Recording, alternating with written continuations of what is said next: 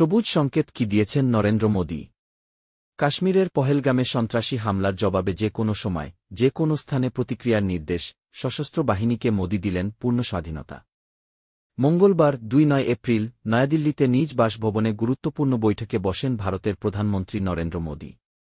উপস্থিত ছিলেন প্রতিরক্ষামন্ত্রী রাজনাথ সিং, জাতীয় নিরাপত্তা উপদেষ্টা অজিত দোভাল, সিডিএস জেনারেল অনিল চৌহান এবং ৩ বাহিনীর প্রধান।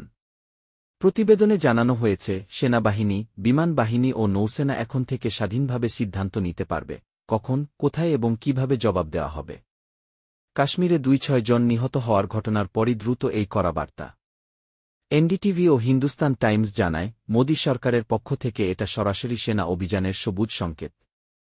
মোদী বলেছেন, টার্গেট কি হবে, কোথায় ও কখন আঘাত হানা হবে তা সেনারাই ঠিক করবে। কি এমন নির্দেশ সেনাবাহিনীর প্রতি সরকারের পূর্ণ আস্থা ও জবাবদিহিতার প্রতিফলন। ঘটনার পরবর্তী পদক্ষেপ কি হয় সেদিকেই এখন নজর গোটা দেশের।